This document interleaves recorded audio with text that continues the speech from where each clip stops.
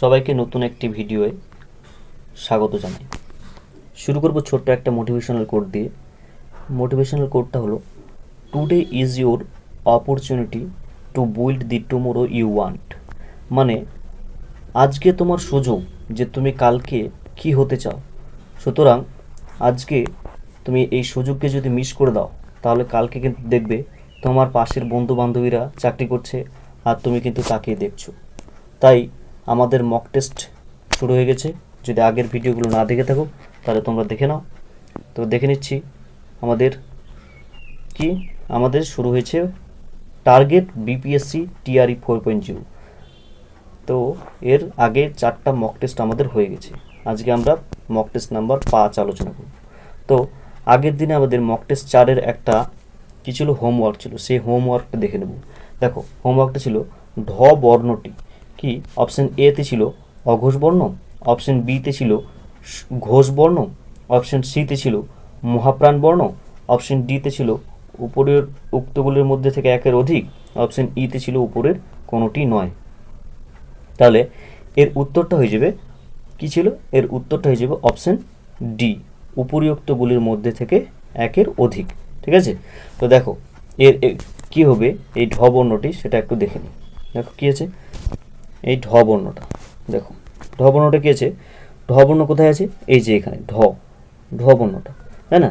ঢ বর্ণটা হবে মহাপ্রাণ বর্ণ আবার ঘোষ ধ্বনি, তাই তো, মহাপ্রাণ ঘোষ ধ্বনি। তাহলে এখানে আমাদের অপশন হলো এই যে অপশন ডি হয়েছিল, তাই তো, অপশন ডি হয়েছিল উপরোক্তগুলোর মধ্যে অধিক। তাহলে এটা হবে মহাপ্রাণ আর হচ্ছে ঘোষ। নেক্সট দেখো, এবার আমরা এই ছকটাকে একটু স্মৃতিচারণা করে নেব। ঠিক আছে। দেখো আমি একটা ছোট্ট শর্টকাট ট্রিক্স দিয়ে বলে দেবো যে প্রথমে আমরা কি পাই, যে কোনো জিনিস আমরা আগে অল্প করে পাই, তারপরে বেশি করে পাই, মানে মানে বেশি করে পাই, তাই তো, তারপরে অল্প আর বেশি, এবার লাস্টে আমরা মনে রাখবো নাসিক কথা। ঠিক আছে। এইবার আমরা যে কোনো একটা ছোট্ট উদাহরণ দিয়ে বিষয়টাকে ক্লিয়ার করবো। দেখো এই যদি আমি বলি ঠ বর্ণটা, এই ঠ বর্ণটা আমরা অনেকে কিন্তু এরকম ট্রিক্স দিয়ে মনে রাখি, আমরা খাতায় লিখতে যাই, সেই করতে যাই, অনেক সময় লেগে যায়। আমি এটা বলবো আজকে আমাদের শুধু এই 5টা বিষয় মনে রাখতে হবে। কি, আমাদের বর্গ হচ্ছে 5টা, ক চ ট ত প, তাই তো, এই 5টা বর্গ। তাহলে আমরা সবাই এইগুলো আমাদের এই বর্ণগুলো আমাদের মুখস্থ আছে, এই ব্যঞ্জন বর্ণগুলো। ঠিক আছে। তাহলে আমি যদি বলি কি বলবো, এই যে যেমন ঠটাকে নিয়েছি উদাহরণস্বরূপ, তাই তো, তাহলে এটা কোন বর্গে, ট বর্গের অন্তর্গত। তাহলে আমি আঙ্গুল হিসাব করবো ট ঠ ড ঢ মূর্ধন্য, তাই তো, ট ঠ ড ঢ মূর্ধন্য। তাহলে প্রথম কি আছে অল্প, তারপরে কি মহা, তারপর অল্প, তারপরে মহা। তাহলে ঠটা কি হয়ে যাবে, মহাপ্রাণ হয়ে যাবে। তারপরে এটা মহাপ্রাণ আর অল্প প্রাণটা ক্লিয়ার হলো। এইবার আমরা একটু ঘোষ আর অঘোষটাকে ক্লিয়ার করে দিচ্ছি। কেমন, ঘোষ আর অঘোষটাকে ক্লিয়ার করে দেবো। দেখো যখন আমি কি বলবো, এই যে ধটাকে নিয়ে নেব, এখানকার ধটাকে নিয়ে নেব, যেমন প্রথমে আমরা কি বলি, আমরা যখন পড়ি অ আ পড়তে চাই, তাহলে প্রথমে কি পড়ি অ, তাই তো, অ পড়ি, তারপরে অ পড়ে, অ এর পরে ঘ, তারপরে ক খ গ ঘ পড়ি। তাহলে ঘটা কিন্তু পড়ে আসছে, তাই তো, প্রথমে আগে অ আ শিখছি আমরা, তারপরে ক খ শিখছি, তাই না। তাহলে প্রথমে আমরা মনে রাখবো প্রথম বর্গের প্রথম 2টা বর্ণ কিন্তু হয়ে গেল কি অঘোষ, আর তারপরে 3টা হয়ে গেল কিন্তু ঘোষ বা সঘোষ। এই ঘোষগুলোকে আবার নাদ বর্ণ বা ধ্বনি বলা হয়। ক্লিয়ার। নেক্সট চলে যাব আমরা কি, এই যে আমাদের মক টেস্ট নাম্বার 5, এই মক টেস্ট নাম্বার 5-এর আজকে প্রথম প্রশ্ন আমরা দেখে নিই। দেখো প্রথম প্রশ্নে কি আছে, প্রথম প্রশ্নে আছে আমাদের প্রথম প্রশ্ন ল কোন ধ্বনির উদাহরণ। অপশন এ, মানে অপশন 1 নম্বরে আছে নাসিক্য ধ্বনি, 2 নম্বরে আছে পার্শ্বিক ধ্বনি, 3 নম্বরে আছে কণ্ঠধ্বনি, 4 নম্বরে আছে তালব্য ধ্বনি। তাহলে আমরা 5 সেকেন্ড সময় নিয়ে নিই।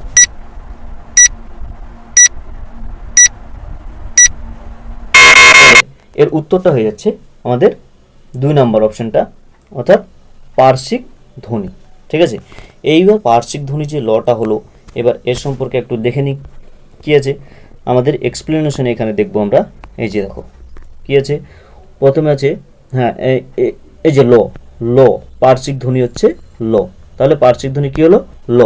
এবার আমরা এই ছকটা যেহেতু দেওয়া আছে একটু এটাকে স্মৃতিচারণা করে নেব। দেখো উষ্ণ ধ্বনি যখন হবে, উষ্ণ ধ্বনি বলা হবে, তখন কী হবে, ঊষ্মধ্বনি হবে তোমার কি তালব্যস্য দন্তস্য মূর্ধন্যস্য আর হ, ঠিক আছে।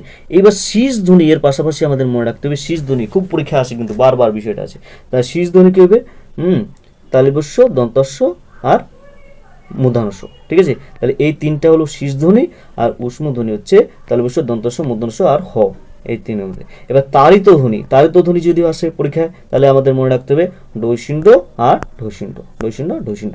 এবার কম্পনজাত ধ্বনি হচ্ছে র, বৈশিণ্ড, ঠিক আছে। তাহলে আমরা এটাকে মনে রাখলাম, স্মৃতিচারণা করে নাও। নেক্সট এবার আমরা পার্শ্বিক ধ্বনি সম্পর্কে জেনে নেব। দেখো পার্শ্বিক ধ্বনি কি, ল আমরা পড়লাম, তাই তো। পার্শ্বিক ধ্বনি পড়লাম ল। দেখো যে ধ্বনিগুলি উচ্চারণকালে জিহ্বার দুই পাশ থেকে বায়ু নির্গত হয়, মানে আমাদের জিভ যে আছে, আমাদের জিভের কয়েক পাশ থেকে দুই পাশ থেকে বায়ুটা নির্গত হবে, এই পাশ থেকে এই পাশ থেকে, ঠিক আছে। তাহলে সেটাকে আমরা বলবো পার্শ্বিক ধ্বনি, যেমন হলো ল। ক্লিয়ার? নেক্সট দেখো আজকে পরবর্তী প্রশ্ন। একটা জিনিস মনে করে দিই, যদি ভিডিওটা দেখে তোমরা একটু সামান্য উপকৃত হও তাহলে ভিডিওটাকে লাইক এবং চ্যানেলটাকে সাবস্ক্রাইব করে নোটিফিকেশন অল করে দাও, ঠিক আছে। নেক্সট দেখো আজকের 2 নম্বর প্রশ্নতে আছে, আমাদের দেখে নেব কি প্রত্যয় কত প্রকার। প্রত্যয় কত প্রকার? 1 নম্বর অপশনে আছে 3 প্রকার, 2 নম্বর অপশনে আছে 5 প্রকার, 3 নম্বর অপশনে আছে 6 প্রকার, 4 নম্বর অপশনে আছে 2 প্রকার। তাহলে 5 সেকেন্ড সময় নিয়ে নেব।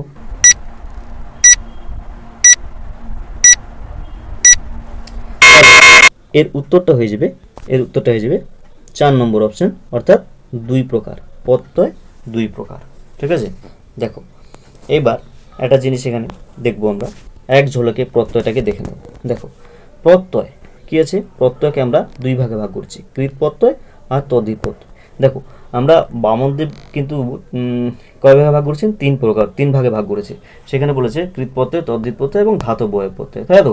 কিন্তু আমরা এখানে এক্ষেত্রে প্রাধান্য দিলাম উচ্চ মাধ্যমিক শিক্ষা সংসদকে, সেখানে কিন্তু কি বলা হয়েছে কৃৎ প্রত্যয় এবং তদ্ধিত প্রত্যয়কে বেশি প্রাধান্য দেওয়া হয়েছে, ঠিক আছে। এবার আমরা পরবর্তীতে কিন্তু প্রত্যয় সম্পর্কে বিস্তারিত ভিডিও আপলোড করব খুব দ্রুত। দেখো এবার কৃৎ প্রত্যয় একটু জেনে নিব সংক্ষেপে। ধাতুর পরে যে বর্ণ বা বর্ণ সমষ্টি যোগ হয় তাকে বলে কৃৎ প্রত্যয়, আর শব্দের পরে যে বর্ণ বা বর্ণ সমষ্টি যুক্ত হয় তাকে বলে তদ্ধিত প্রত্যয়। এটুকু আমরা আপাতত মনে রাখলাম। নেক্সট চলে যাব আমাদের আজকের পরবর্তী প্রশ্ন, অর্থাৎ 3 নম্বর প্রশ্ন। দেখো বিয়োজক অব্যয়ের উদাহরণ আমরা আজকে দেখব, কিন্তু বিয়োজক অব্যয়, ঠিক আছে। বিয়োজক অব্যয়ের উদাহরণ কি? অপশন এ মানে 1 নম্বর অপশন আছে তথা, 2 নম্বর অপশনে আছে এবং, 3 নম্বর অপশনে আছে অথবা, 4 নম্বর অপশনে আছে আর। তাহলে 5 সেকেন্ড সময় নিয়ে নেব।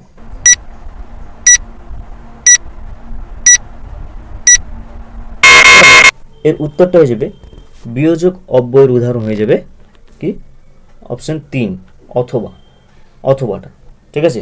তাহলে এই যে তথা, তারপরে এবং, এই আর, এইগুলো তাহলে কি আমাদের তো এগুলো জানতে হবে। এগুলো যদি এখানে আমরা জেনে নিই তাহলে আমরা পরবর্তীতে আরও মনে রাখার সুবিধা হবে। দেখো এবার আমরা জেনে নেব, কি জেনে নেব। দেখো এইবার হচ্ছে আমরা জানবো সংযোজক অব্যয়। দেখো সংযোজক অব্যয় কোনগুলো আর বিয়োজক অব্যয় কোনগুলো। আমাদের প্রশ্নে কিন্তু ছিল বিয়োজক, আমরা সংযোজকটা একটু দেখে নিই। দেখো যে অব্যয় বাক্যের অন্তর্গত বিভিন্ন পদের মধ্যে বিভিন্ন ধরনের সংযোগ স্থাপন করে, তাহলে কি করবে? সংযোজক অব্যয় সংযোগ স্থাপন করবে, তাই তো। সংযোগ স্থাপন করবে তাকে বলে সংযোজক অব্যয়। যেমন কি কি এই জিনিস, এই 4টা জিনিস আমাদের খুব একদম গুরুত্ব সহকারে মনে রাখতে হবে। কি কি? এবং, আর, ও, তথা। তাহলে সংযোজক অব্যয়ের যে আমরা সংকেতগুলো দেখতে পাবো সেগুলো হচ্ছে এবং, আর, ও, তথা, ঠিক আছে। এইগুলো যেখানে থাকবে সেগুলো হয়ে গেল কিন্তু সংযোজক অব্যয় আমরা বলবো। যেমন একটা উদাহরণ দিই, ভারত এবং পাকিস্তান দুটি প্রতিবেশী দেশ, তাহলে এবংটা, এবং দ্বারা এগুলো এই দুটো যুক্ত হয়ে গেল, তাহলে এটা হলো সংযোজক অব্যয়, ঠিক আছে। এইবার আমরা দেখব বিয়োজক অব্যয়গুলো কি। দেখো বিয়োজক অব্যয় কি আছে। দেখো বিয়োজক অব্যয় নামটা থেকে বোঝা যাচ্ছে বিয়োগ হবে, বোঝা যায় মানে ভাগ করবে। দেখো 2 বা তার বেশি পদ বা বাক্যকে বিয়োজনের মাধ্যমে পরস্পর থেকে আলাদা করার ক্ষেত্রে যে অব্যয় ব্যবহৃত হয়, মানে পরস্পরকে কি করবে? আলাদা করবে, এখানে আলাদা করবে, তাই না। তাদেরকে বলছে বিয়োজক অব্যয়। যেমন কি? যেমন হচ্ছে অথবা, বা, নয় অথবা না, আর কি কিংবা, এগুলো যে বাক্যে থাকবে সেগুলো কিন্তু হয়ে যাবে বিয়োজক অব্যয়। যেমন কি বনে নয় মনে মোর পাখি আজ গান গায়। হ্যাঁ, মনে মোর পাখি, তাহলে নয় এখানে আছে। আর কি আজ অথবা কালকে মধ্যেই তিনি এসে পড়বেন, আজ অথবা কালকের মধ্যেই তিনি এসে পড়বেন, তাহলে অথবা আছে এখানে, তাহলে এটা হয়ে গেল কি বিয়োজক অব্যয়। ঠিক আছে, তাহলে আমাদের প্রশ্নে ছিল কি এই যে এবংটা, এই ছিল আমাদের এবং, এই তথা এবং অথবা আর এইগুলো ছিল। তাহলে আমরা দেখলাম এখানে কি কি দেখলাম, এই যে আমাদের অথবাটা এটা ছিল হচ্ছে বিয়োজক, আর এইগুলো হয়ে গেল কিন্তু সংযোজক। তথা এবং আর এগুলো হয়ে গেল কিন্তু সংযোজক অব্যয়, তথা এবং আর এগুলো সংযোজক। নেক্সট, এবার আমরা আজকের 4 নম্বর প্রশ্নে দেখব কি আছে। 4 নম্বর প্রশ্ন, মুন্ডমাল শব্দের উদাহরণ কোনটি? মুন্ডমাল শব্দের উদাহরণ কোনটি? 1 নম্বর অপশন আছে প্রণাম, 2 নম্বর অপশন আছে কম্পিউটার, 3 নম্বর অপশন আছে বিপিএসসি, 4 নম্বর অপশনে আছে পঙ্কজ। তাহলে আমরা 5 সেকেন্ড সময় নিয়ে নেব।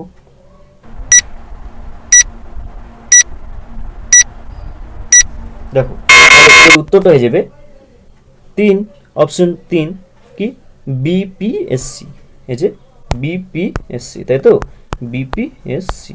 ঠিক আছে, এইবার আমরা দেখব মুন্ডমাল শব্দ কি, এর এক্সপ্লেনেশনটা দেখে নেব একটু। এর এক্সপ্লেনেশনটা কি আছে? এর এক্সপ্লেনেশনে আছে মুন্ডমাল শব্দ। দেখো, বাক্যাংশের শব্দগুলির আদি অক্ষরের সমন্বয়ে গঠিত শব্দগুচ্ছকে বলা হয় মুন্ডমাল শব্দ। তাহলে একটা বাক্য থাকলো, ঠিক আছে, একটা বাক্য, সেই বাক্যাংশের আদি অক্ষরের সমন্বয়ে, মানে প্রতিটার আদি অক্ষরগুলো সমন্বয়ে কি হবে, একটা নতুন শব্দ গঠিত হবে, তাকে বলা হবে মুন্ডমাল শব্দ। যেমন উদাহরণ দিয়ে বিষয়টাকে ক্লিয়ার করে দেবো। ভেরি ইম্পর্টেন্ট পার্সন, এর সংক্ষেপে আমরা কি বলছি, ভিআইপি। ঠিক আছে, তাহলে এটা হলো মুন্ডমাল শব্দ। আর একটা কি আছে, ডিস্ট্রিক্ট ম্যাজিস্ট্রেট, আমরা ডিএম বলি, তাই না? তাহলে এটা হয়ে গেল কিন্তু মুন্ডমাল শব্দ। নেক্সট চলে যাব আজকের পরবর্তী প্রশ্নে। তার আগে ছোট্ট একটা বিজ্ঞাপন, ভিডিওটাকে একটা ছোট্ট লাইক দিয়ে দাও, চ্যানেলটাকে সাবস্ক্রাইব করে নোটিফিকেশন অল করে দাও। দেখো এবারে আজকের 5 নম্বর প্রশ্ন কি আছে। 5 নম্বর প্রশ্নে, ছাদ দিয়ে কি এখনো জল পড়ে? কোন কারকের উদাহরণ? ছাদ দিয়ে, নিচে দাগ আছে ছাদ দিয়ে, তাহলে অপশন এ দেখে নেব কি। অপশন এতে আছে সম্প্রদান কারক, অপশন 2 আছে অপাদান কারক, অপশন 3 আছে অধিকরণ কারক, অপশন 4 আছে নিমিত্ত কারক। তাহলে 5 সেকেন্ড সময় নেব।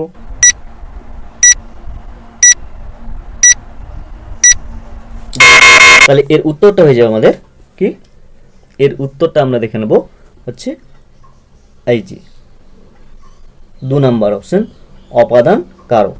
ঠিক আছে, ছাদ দিয়ে। নেক্সট দেখো এবার আমরা একটু এক্সপ্লেনেশন দেখে নেব। দেখো এর এক্সপ্লেনেশনে কি আছে, দেখো অপাদান কারক সম্পর্কে আজকে আমরা একটু ধারণাটা নিয়ে নেব, ক্লিয়ার বা স্বচ্ছ ধারণা নেব। যা থেকে কোনো কিছু চলিত, ভীত, গৃহীত, রক্ষিত, পতিত, বিরত, উৎপন্ন হয় তাকে বলে অপাদান। ক্লিয়ার? এইবার দেখো, যে পদ ক্রিয়ার সঙ্গে অপাদান সম্বন্ধ গড়ে তাকে বলা হয় অপাদান কারক। তাহলে কোনো কিছু থেকে যদি চলিত, ভীত, গৃহীত ইত্যাদি হয় তাহলে সেইটা হয়ে যাবে কিন্তু কি অপাদান কারক। ঠিক আছে, এইবারে দেখো অপাদান কারকের প্রকারভেদগুলো কি আছে। অপাদান কারককে নানা মুনি নানা ভাগে ভাগ করেছেন। এবার আমরা একদম 4 ভাগে ভাগ করব। এই 4 ভাগটাকে আমরা বেশি প্রাধান্য দেব। কি, 1 নম্বরে আছে আধার বা স্থানবাচক, 2 নম্বরে আছে কালবাচক, 3 নম্বরে আছে দূরত্ববাচক, 4 নম্বরে আছে তুলনাবাচক। ঠিক আছে, এইবারে দেখো এগুলো আমরা একটু ক্লিয়ার করে দেবো ভাগগুলো সম্পর্কে। দেখো প্রথমে আমরা কি দেখলাম, আধার বা স্থানবাচক। দেখো কি দেখব, এই যে আধার বা স্থানবাচক অপাদান কারক।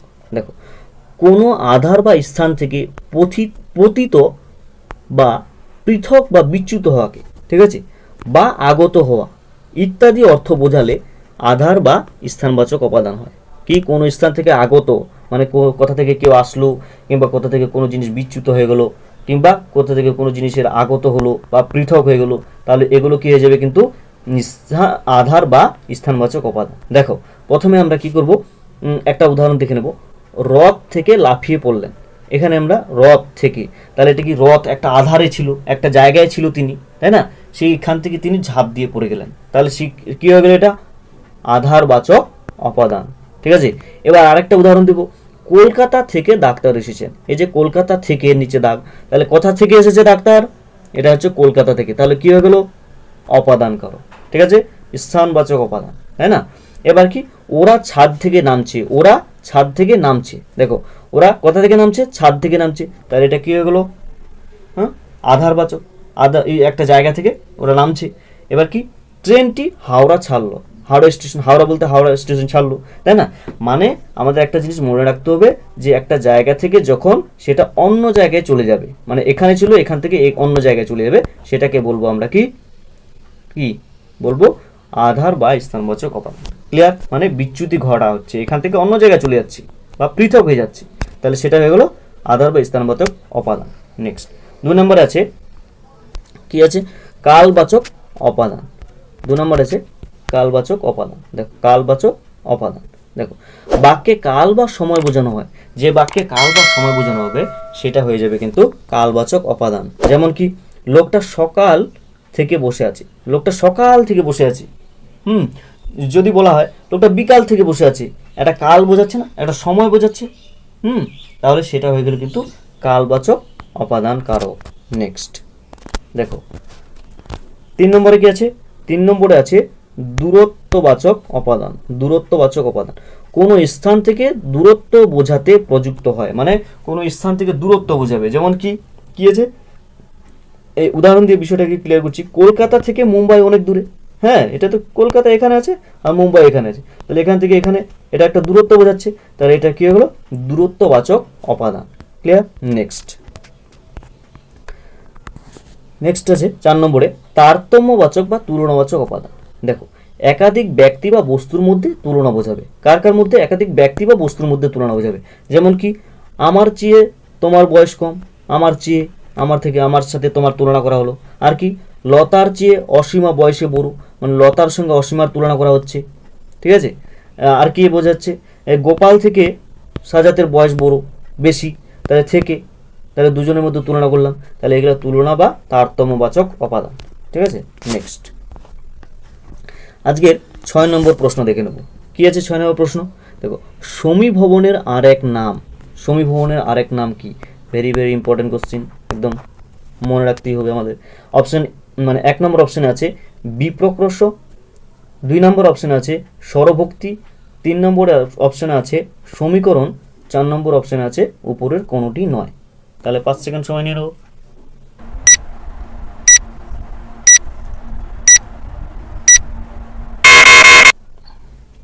তাহলে উত্তরটা দেখে নেব। এর উত্তরটা হয়ে যাবে কিন্তু কি 3 নম্বর অপশন, সমীকরণ। সমীভবনের আরেক নাম কিন্তু কি হয়ে গেল? সমীকরণ। ঠিক আছে, দেখো এইবার আমরা সমীভবনের আরেক নাম যে সমীকরণ কি কি আছে সেগুলো একটু বিস্তারিতভাবে জেনে নেব। দেখো কি কি আছে দেখি। দেখো সমীভবনের আরেক নাম কিন্তু কি? সমীকরণ।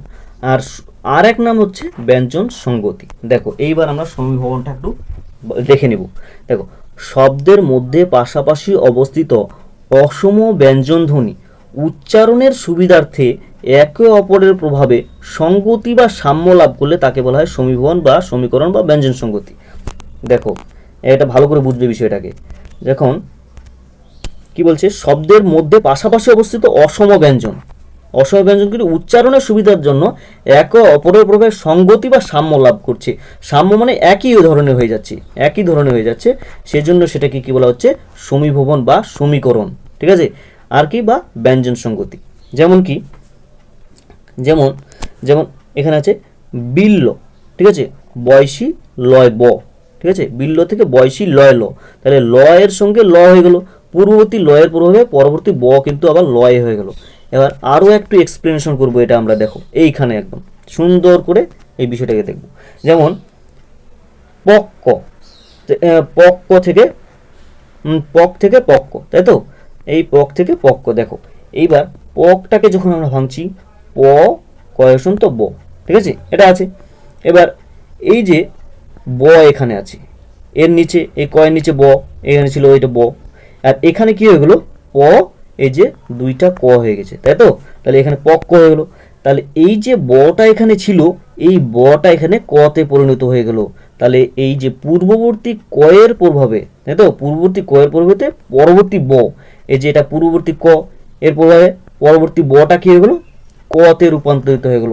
এই জন্য এটা হয়ে গেল কিন্তু কি সমীভবন বা সমীকরণ, অর্থাৎ দুইটাই একই ধরনের হয়ে গেল। দুইটাই যখন একই ধরনের হয়ে গেল সেজন্য এটাকে কিন্তু সমীকরণ বলা হচ্ছে।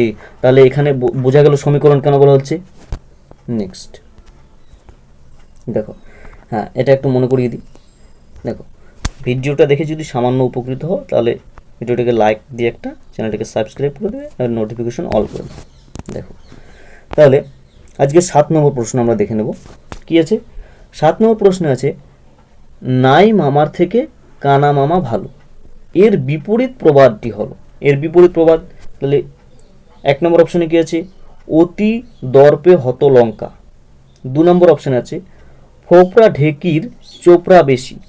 3 নম্বর অপশনে আছে, দুষ্টু গরুর থেকে শূন্য গোয়াল ভালো। 4 নম্বর অপশনে আছে, উপরিউক্ত গুলির কোনোটি নয়। 5 সেকেন্ড সময় নিয়ে নেব।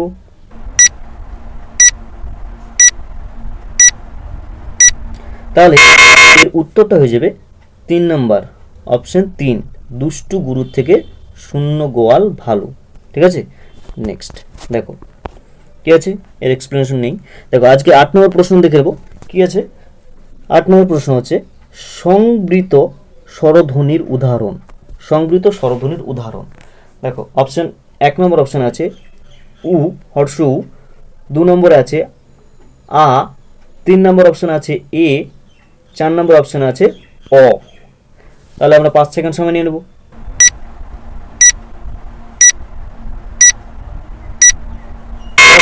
এর উত্তরটা হয়ে যাবে, কি হয়ে যাবে, 1 নম্বর অপশন হর্ষ উ। এটা হচ্ছে সংবৃত স্বরধ্বনির উদাহরণ। দেখে নেব এক্সপ্লেনেশনে কি আছে সংবৃত স্বরধ্বনি। দেখো এইবার আমরা এটাকে একটু দেখে নেব। স্বরধ্বনি কিন্তু মৌলিক স্বরধ্বনিকে অনেক ভাগে ভাগ করা হচ্ছে। ঠিক আছে, এবার আমরা একটা ভাগে স্বরধ্বনিকে ভাগ করেছি কি মুখবিভরের শূন্যস্থানে হ্রাস বৃদ্ধি অনুযায়ী শ্রেণী ভাগ করে। এখানে মুখবিভরের শূন্যস্থানের হ্রাস বৃদ্ধি অনুযায়ী এখানে দেখা যাচ্ছে যে কয় ভাগে ভাগ করা হচ্ছে, 4 ভাগে। সংবৃত, অর্ধ সংবৃত, অর্ধ বিবৃত আর হচ্ছে বিবৃত। দেখো তাহলে সংবৃত স্বরধ্বনি কোনগুলো, সংবৃত স্বরধ্বনি হচ্ছে ই আর এই যে উ, হর্ষই আর হচ্ছে হর্ষ উ। ঠিক আছে, তাহলে এগুলো কি সংবৃত স্বরধ্বনি। আর অর্ধ সংবৃত কি কি, অর্ধ সংবৃত হচ্ছে এ আর ও। আর অর্ধ বিবৃত হচ্ছে কি এ আর হচ্ছে অ, তাইতো। আর বিবৃত হচ্ছে আ, বিবৃত আ। তাহলে আমাদের এখানে কি ছিল, অপশনে ছিল আমাদের, এখানে আমাদের অপশনে ছিল হর্ষ উ, তাই তো, এই যে উ ছিল। তাহলে উটা হয়ে গেল আমাদের এখানে কিসে আছে দেখে নেব, এখানে আছে এই যে উ। তাহলে এটা আমাদের সংবৃত, তাহলে উত্তরটা হয়ে গেল সংবৃত স্বরধ্বনি। দেখো এবার আমরা কি আছে দেখব। হ্যাঁ, এবার আমরা একটু আমাদের যে মৌলিক স্বরধ্বনি 7টি আছে, মৌলিক স্বরধ্বনি 7টি আছে, সেই মৌলিক স্বরধ্বনি 7টিকে নানা ভাগে ভাগ করা হয়েছে সেভাবে। এবার ওই ভাগগুলো একটু স্মৃতিচারণ আমরা করব। দেখো প্রথমে কি আছে, এখানে দেখো ই আর উ, তারপরে এ আর ও, তারপরে এ আর হচ্ছে অ, আর হচ্ছে শেষে আছে আ। এটাকে আমরা এইভাবে ভাগ করে দেব, তাই তো, এইখানে ভাগ করে দেব।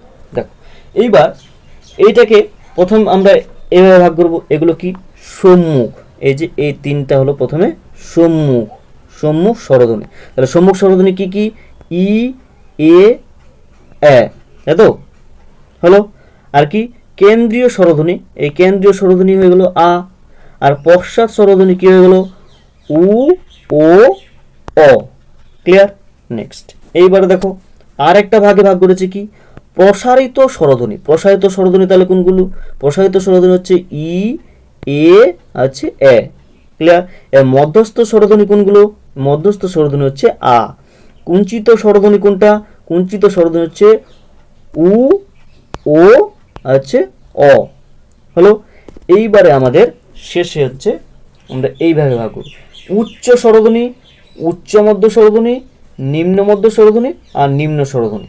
দেখো এবার উচ্চ স্বরধ্বনি। উচ্চ স্বরধ্বনি কোনগুলো আমরা ভাগ করছি, দেখো উচ্চ স্বরধ্বনি, তাই তো। উচ্চ স্বরধ্বনি কোনটা হচ্ছে, তাহলে উচ্চ হচ্ছে ই আর হচ্ছে উ, উচ্চ স্বরধ্বনি। এবার উচ্চ মধ্য স্বরধ্বনি কি, এ আর হচ্ছে ও, উচ্চ মধ্য স্বরধ্বনি। এবার নিম্ন মধ্য স্বরধ্বনি কি, এ আর হচ্ছে ও, ঠিক আছে। এবার নিম্ন স্বরধ্বনি হচ্ছে আ, ঠিক আছে। এবার লাস্টে দেখো, লাস্টে কি আছে, সংবৃত স্বরধ্বনি। সংবৃত স্বরধ্বনি, সংবৃত, এই সংবৃত স্বরধ্বনি হবে ই আর উ, সংবৃত স্বরধ্বনি। অর্ধ সংবৃত স্বরধ্বনি কি, অর্ধ সংবৃত হচ্ছে এ আর হবে ও, অর্ধ সংবৃত। এবার অর্ধ বিবৃত হবে এ আর হচ্ছে অ, এলো হবে অর্ধ বিবৃত। এর বিবৃত স্বরধ্বনি কি হবে আ, ঠিক আছে। আমরা স্মৃতিচারণা করে নিলাম। নেক্সট, আজকে আমাদের পরবর্তী প্রশ্ন কি আছে, এরপরে কি আছে দেখে নেব। হ্যাঁ, একটা বিজ্ঞাপন আছে, বিজ্ঞাপনটা দেখে নেব।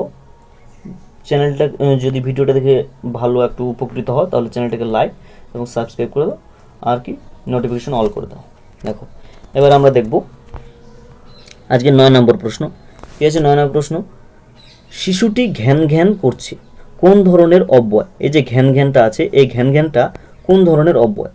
1 নম্বর অপশনে আছে অন্বয়ী অব্যয়, অনন্বয়ী অব্যয়। 2 নম্বর আছে সংযোজক অব্যয়। 3 নম্বরে আছে ধনাত্মক অব্যয়। 4 নম্বরে আছে সমুচ্চয়ী অব্যয়। তাহলে আমরা 5 সেকেন্ড সময় নিয়ে নেব।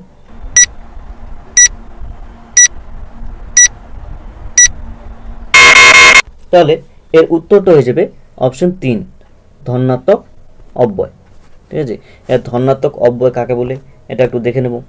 দেখো ধনাত্মক অব্যয় কাকে বলছে, ধনাত্মক অব্যয় কাকে বলছে, কোনো বাস্তব শব্দের অনুকরণে অথবা কোনো সূক্ষ্ম ভাব বা অবস্থার ধ্বনিগত প্রকাশ হিসেবে যেসব অব্যয় আমরা ব্যবহার করি তাদেরকে ধনাত্মক অব্যয় বলে। যেমন কি কল কল, ঠন ঠন, খা খা, ঝন ঝন, বন বন, গুন গুন, টুপ টুপ, গুরু গুরু, তাই না? এগুলো হলো ধনাত্মক অব্যয়। নেক্সট দেখে নেব কি আছে। নেক্সট আজকে 10 নম্বর প্রশ্ন আছে, বিভক্তি কয় প্রকার? 1 নম্বর অপশনে আছে 2 প্রকার, 2 নম্বর অপশনে আছে 3 প্রকার, 3 নম্বর অপশনে আছে 4 প্রকার, 4 নম্বর অপশনে আছে 5 প্রকার। তাহলে আমরা 5 সেকেন্ড সময় নিয়ে নেব।